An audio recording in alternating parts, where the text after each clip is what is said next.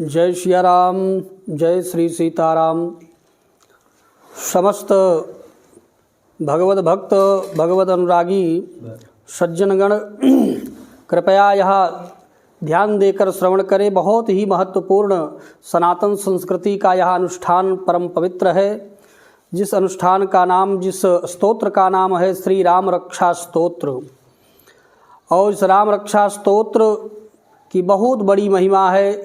इसकी महिमा जितना भी कहा जाए उतना ही कम है।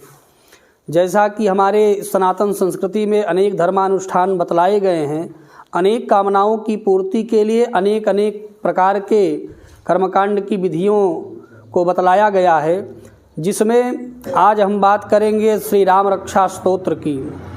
यह राम रक्षा स्तोत्र अपने आप में एक सिद्ध स्तोत्र है।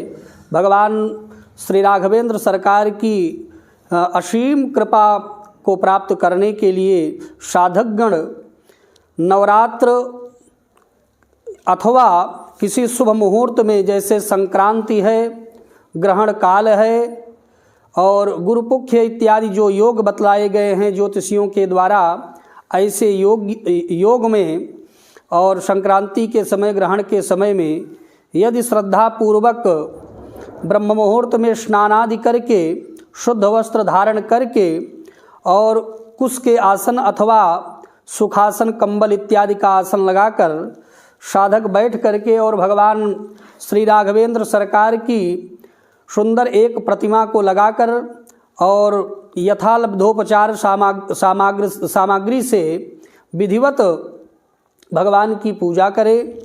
और उसी प्रतिमा के समीप में एक दीपक की स्थापना करें।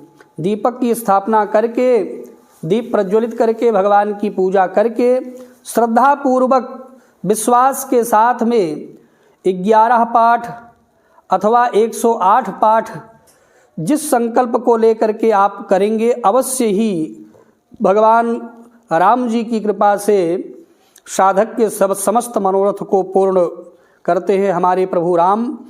तो जिसकी जैसी श्रद्धा, जितनी श्रद्धा होगी उसी श्रद्धा के अनुसार फल की भी प्राप्ति होती है। तो इसलिए पूर्ण श्रद्धा और विश्वास के साथ में, और चाहे वो परिवार में रोग दोष अधिक हो तो रोगों की निवृत्ति के लिए राम रक्षा स्तोत्र का पाठ किया जाए।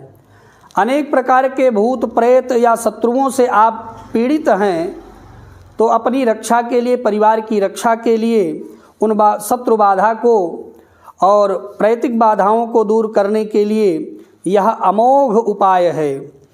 और जो भी कामनाएं हैं, अपनी कामनाओं को लेकर के यदि इस राम रक्षा स्तोत्र की साधना की जाए, पाठ किया जाए, तो समस्त विपत्तियों से छूट करके मनुष्य भगवान की कृपा को प्राप्त करता हुआ और अद्भुत शक्तियों को प्राप्त करके और अपनी कामनाओं की पूर्ति करता है।